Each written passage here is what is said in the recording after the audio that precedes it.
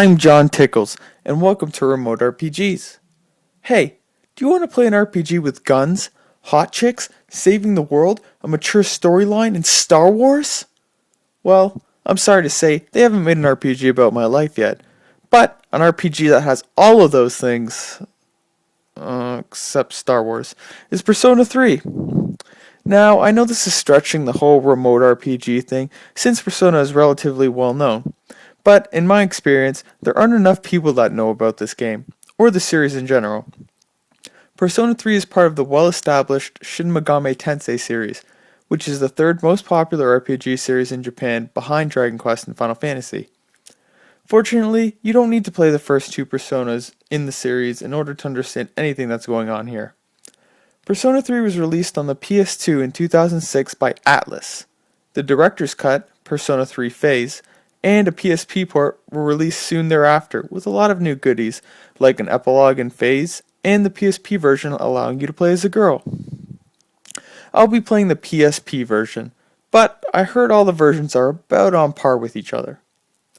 You start this JRPG as a silent protagonist who lost both of his parents and has to attend a new school. Wait, come back! I swear it gets more original. You arrive under strange circumstances. When you reach your dorm after midnight, it seems everyone's gone into some kind of coffins, the sky's all green, and there's these bloodthirsty creatures that are devouring minds, and worst of all the electronics stop working. No! Without Facebook and Twitter, no one will know what I'm doing every 5 minutes. After a while, you find out that students in this dorm are actually members of a group called the Specialized Extracurricular Execution Squad, or SEAS for short, who fight monsters called shadows during a time called the Dark Hour. The Dark Hour is the 13th hour of the day, where everybody turns into a coffin, except for a select few, and your high school turns into a giant tower called Tartarus where shadows lurk. See, I told you this game was original. The whole Dark Hour thing can be kind of questionable. I mean, does the Dark Hour consider daylight savings? What about different time zones? Can you feed shadows after midnight? Oh, whatever. RPGs aren't exactly known for their logic. You discover that you and only a select few can summon something called a persona, a manifest of one's second soul summoned by shooting yourself in the head with a gun-like object called an evoker. Teenagers shooting themselves in the head. That's offensive and a little cool at the same time. Kind of like a hockey team. Get it? Cause they have to score a goal and they play on it. Oh, you. As if this wasn't enough to handle, you have to defeat powerful shadows that appear every full moon, or else everything you know and love is screwed. All while attending high school and keeping up with your busy social life. The story is one of the best parts of the game, as it's dark, mature, and a far cry from the traditional RPG. Travel across the kingdom and save the princess romp. The story never answers all the questions, but it manages to keep you hooked, making it like Lost, except with robot high schoolers. There are many twists and choices that make the story very memorable and definitely keep the game interesting and motivates you to finish it. The ending itself is incredible, but as usual, I will spare your virgin ears. It has other themes also in the story, like the importance of relationships, love, teenage bullying, teenage suicide, drug abuse, etc. Oh yeah, now's a good time to mention that this game is rated mature for not so subtle moments like this.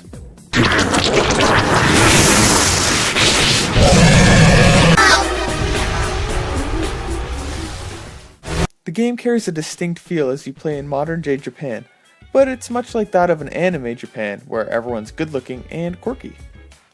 Any fan of anime will immediately latch on to this tone and dialogue, but I can see how it can deter others from playing.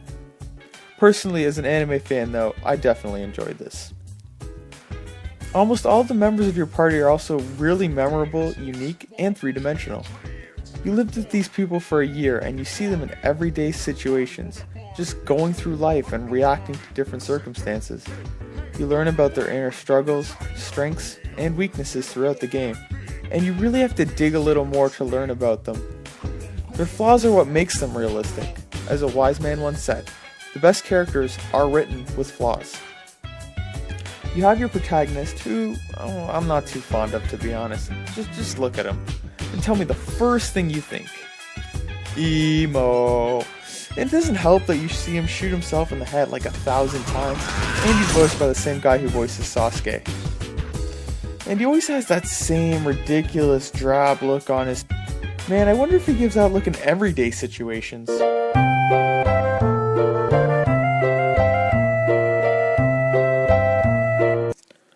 You have Yukari, the healer, who's popular at school, down to earth, but sometimes a bit psychotic. Junpei, who might start as the typical, perverted, klutzy comic relief character, but he quickly becomes a lot more than that. Mitsuru is the hot senior student who's incredibly smart, rich, and student president. Akihiko is another senior student who's a champion boxer and just plain cool. Fuka is the shy girl who never participates in battles, as she analyzes enemies for you. And you also get a teenage robot, an elementary school kid, a drug addict, and a dog. Lovely. Overall, most of the characters are compelling, charming, and likable, with only a few minor exceptions. So yes, you go to high school in this game, except this time, you don't get beaten every other day. You go to school, join clubs, go to the mall, and sleep through every class. Unlike actual high school though, all the girls are hot, easy to date, classes take only about a minute, and you don't get shoved into lockers. This is awesome. You get a lot of freedom. You can choose to shop here, talk to this person, do that, but you're on a rather strict time limit as you only have so many days to play the game. You're constantly reminded of time limitations, which may make the game look linear, but from another perspective, it's anything but that. Think about it being on a locked train. You have a set destination and things will happen at certain points no matter what you do, but you can choose who and what you interact with on the way. It reminds me a lot of Majora's Mask, except the moon's not trying to kill you, and you can't turn back time if you cheat on your girlfriend. The important thing you need to focus on is building up social links, which is done by spending time with certain people. When you hang out with them, you build a stronger relationship and go through some of their really compelling side stories. However, with other members of the opposite sex, you can even start dating them. But being a douchebag is a penalty, as relationships can be broken as quickly as they're made. You get a more powerful persona depending on if it corresponds with the type of social link. For example, if you hang out with an old couple at a bookstore after school, like most high school students do with their free time, that type goes up. This is important because you can visit the Velvet Room where you fuse new personas to get a new type of persona, and that one will become much more powerful depending on how good your social link is. So social relationships have a huge impact on battles. You also have 3 attributes to your character: charm, academics, and bravery, that can be updated constantly by doing certain things like not sleeping in class and singing karaoke. Getting high enough points on these will open new social links as well. Now I know this already sounds like a lot, but the game starts out really slow, so you get a hang of things. And once you get into it, it really starts to shine. The RPG elements of the game come in during the evening, where you can choose to visit the seemingly endless tower, Tartarus. Here, you play a roguelike style RPG, so at this point I like to think of the game as a bit of a mix of The World Ends With You, traditional Pokemon battling, and Pokemon Mystery Dungeon. You run around randomly generated floors, fighting and plundering up the tower a bit more each night. A great thing about Tartarus is that you can immediately start off at the last floor you were at, and there's basically a checkpoint every 10 floors. There are also many shadows to fight that are clearly visible on screen, and much like Earthbound or Paper Mario, how you start the battle can give you an advantage or not. If you sneak up on the shadow and go all Brutus on it, then you get an advantage by attacking first. However, the enemy can do the same. In terms of the battles themselves, it's pretty much a standard RPG style with a few exceptions. Everyone in your party, except you, has only one persona with one set of attacks, while you have multiple personas that you can switch between like Pokemon, each with their own different movesets. Also other personas from winning battles, and you can fuse them to make new ones in a place called the Velvet Room. And you can level up your personas as well to learn new things. The whole fighting system is based off a system of exploiting weaknesses, with the focus being efficiency and strategy. The battle system was standard, but still pretty good, and the best part about it was how quickly battles went, as the game makers made sure that battles aren't tedious and drawn out. The only big issue I had with the battle system was if the protagonist got knocked out, it's an automatic game over, which happened way too often. But the PSP version had a neat feature where your teammate could take a mortal blow for you, saving my sanity more than once. Also, you can choose to let your party members explore Tartarus individually, as they have pretty good AI. They'll cover more ground while collecting items, fighting alone and taking all the experience, but they'll have a much tougher time in battle. There's some deep strategy here, as you have to decide if you'd rather go slower or safer, or live a little more dangerously with a higher payoff.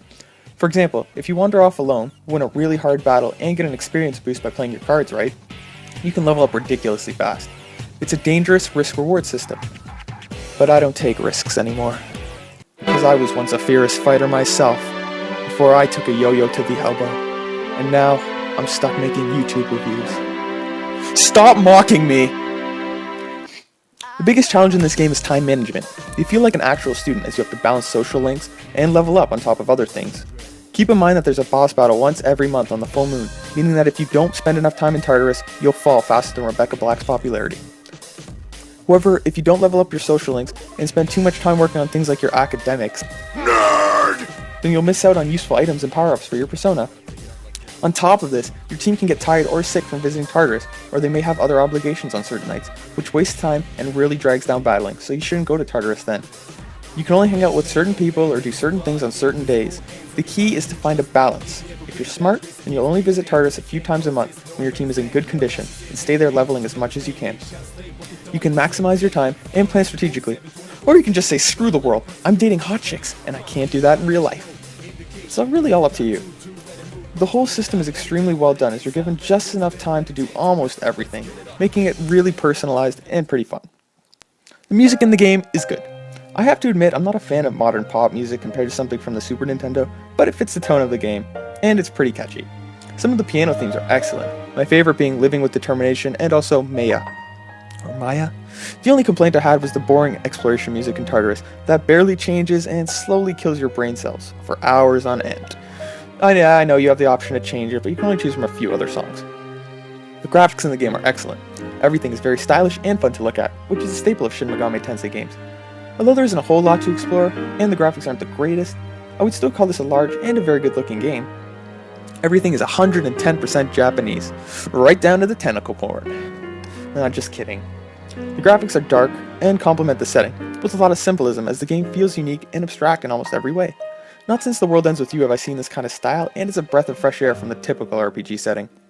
The game also has a lot of excellent and recognizable voice acting that really bring the characters to life. In fact, in some cases, the voices are done too well, like here. No one can escape time. It delivers us all to the same end. You can't plug your ears and cover your eyes.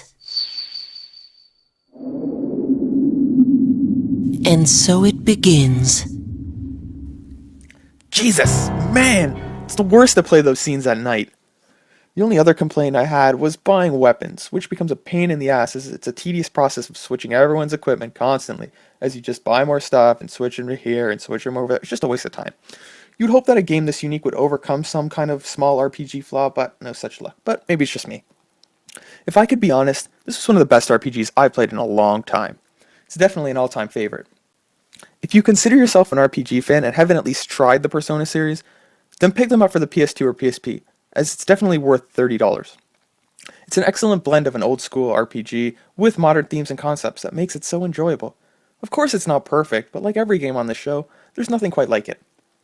I think we can all agree that modern console RPGs aren't coming as often as they should, and most of them haven't been too impressive. Although most of the greatest RPGs came out on older systems, one series of games is definitely worth a shot.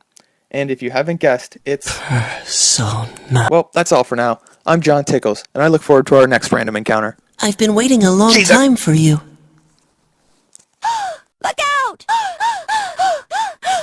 The enemy! The enemy's returned to normal! To normal! Only one enemy left! Left! Look out! Look out!